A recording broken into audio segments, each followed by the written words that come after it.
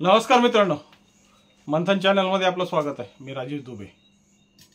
आज जी चर्चा करणार आहोत ती चर्चा म्हणजे बीड जिल्ह्याच्या राजकारणातला मिळालेला एक सुवर्ण अध्याय होता।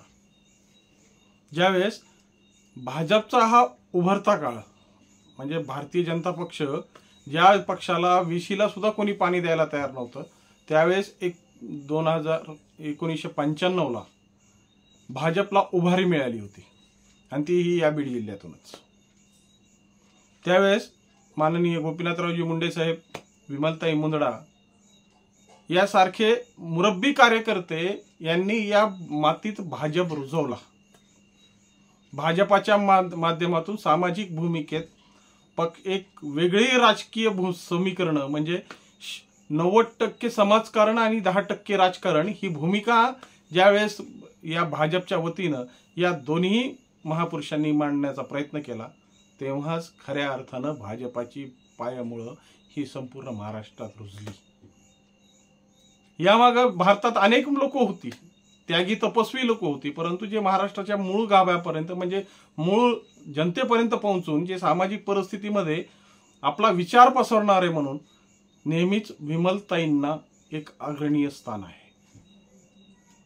उच्च शिक्षित अशी एक महिला की ज्या काळात महिला राजकारणात कमी होत्या, उच्च शिक्षित अशी महिला जी राजकीय समीकरणामध्ये आपली जागा शोधते, आपला संघर्ष वाढवते आणि 1995 मध्ये पहिल्यांदा संधी मिळून आमदार म्हणून विधानसभेमध्ये निवडून जाते।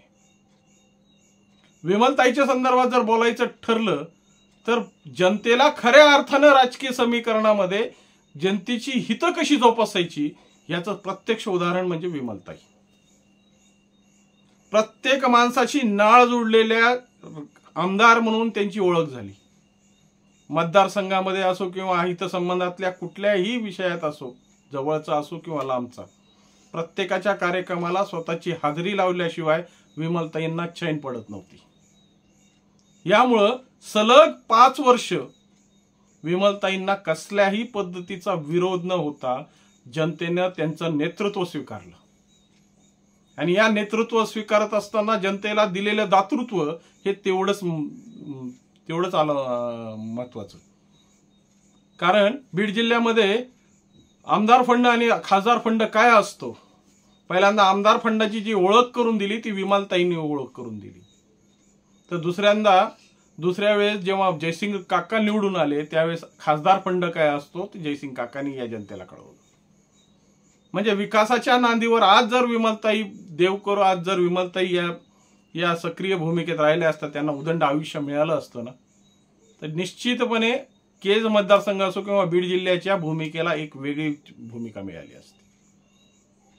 त्यावेळेसचे सगळे जे बीड जिल्ह्यातले कार्यकर्ते होते किंवा नेते होते ते सक्रिय पद्धतीनं राजकीय भूमिका आपली कॉम्पिटिशनचं राजकारण करायचे, पण ते कॉम्पिटिशन हे याला आडवा त्याला जिरवा हे कॉम्पिटिशन नव्हतं, ते कॉम्पिटिशन होतं सुदृढ कॉम्पिटिशन, विकासाचं कॉम्पिटिशन। त्या विकासाच्या त्या स्पर्धेमध्ये बीड जिल्ह्यात त्यावेळेस अनेक अशा गोष्टी येऊन गेल्या की ज्याच्यामुळं आजही त्याच गोष्टीवर बीड जिल्हा आधारित आहे। खऱ्या अर्थानं जर आपण विचार केला ना तर मागच्या 10 वर्षात फक्त रेल्वेचं गुळ सोडलं आपल्या कोपऱ्याला लावलेलं, तेही कधी स्वप्न पूर्ण होईल याची शाश्वती नाहीये। कारण की दरवर्षी 10 किलोमीटरचा किंवा 20 किलोमीटरचा अंतर आम्ही पार करतोय। परळीपर्यंत रेल्वे जाऊस तर आम्ही राहतोल की नाही याची शाश्वती नाही। परंतु या नेत्यांनी ज्या राजकारणाची भूमिका मांडली आणि या भूमिकेतून सर्वसामान्य माणसाची जी अडलेली नडलेली कामं, विकासाची कामं, रस्त्यांची कामं, नवीन औद्योगिक धोरणाच्या माध्यमातून काही नवीन प्रकल्प आणता येतील का या संदर्भातला दूरगामी विषय आणि खऱ्या अर्थानं जर अंबाजोगाईच्या स्वामी रामानंद तीर्थ महाविद्यालयाला खरं बळ मिळालं ना ते विमलताईमुळेच मिळालंय।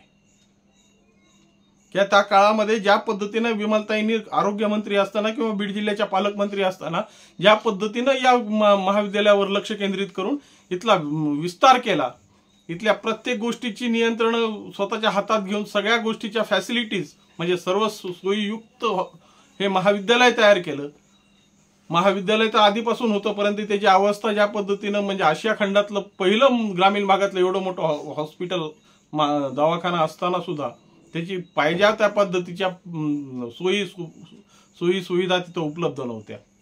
पण विमलताईंनी स्वतः या गोष्टीमध्ये लक्ष घालून या ठिकाणी नाही त्या सुविधांना उपलब्ध करून या ग्रामीण भागातल्या जनतेचा एक खूप मोठा आशेचा किरण इथल्या या परिस्थितीला निर्माण करून दिला.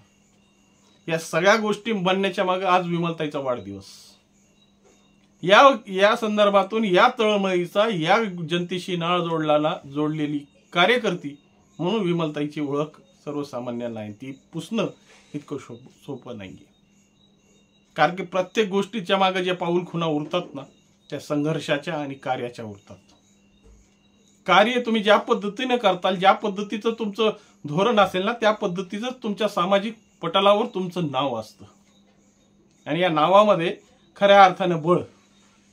आज ज्या पद्धतीने बीड जिल्ह्याची तीर्थातीतपीठ झालेली आहे, नेतृत्वहीन बीड जिल्हा झालेला आहे. बीड जिल्ह्यामध्ये कोण नेता आणि कोण कार्यकर्ता हा विषयच आज सापडायला तयार नाही. कारण की प्रत्येक जण आपल्याला स्वतःला नेता समजतोय आणि खऱ्या अर्थाने विकासाची जी गंगा वाहायला पाहिजे, ज्या पद्धतीने बीड जिल्ह्यातील बीड परिसरातील प्रश्न हे ऐरणीवर आणून त्यांना कशा पद्धतीने लवकरात लवकर त्याला मार्गस्थ करता येतील याकडे लक्ष केंद्रित केलं पाहिजे. परंतु आज जिल्ह्याची खऱ्या अर्थाने दुष्काळी जिल्हा म्हणायला हरकत नाही की ज्यावेळेस एवढ्या सगळ्या विविधतेने नटलेला जिल्हा असताना सुद्धा, एवढ्या राजकीय परिस्थित्या सुदृढ असताना सुद्धा या जिल्ह्यामध्ये ज्या पद्धतीच्या विकास कामांना गती मिळायला पाहिजे ती विकास कामं आजही वंचित आहेत.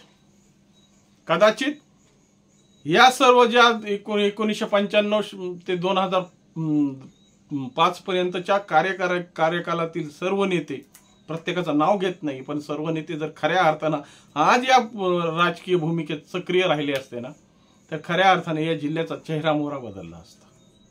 पण दुर्भाग्य जनतेचं, कारण की जनताच या गोष्टीला कारणीभूत आहेत की ज्या नाही त्या लोकांना पाडणं आणि नाही त्या लोकांना निवडून देणं ही समीकरणं तयार करून जनतेने स्वतःच्या हातावर खूप मोठा धोंडा मारून घेतलाय.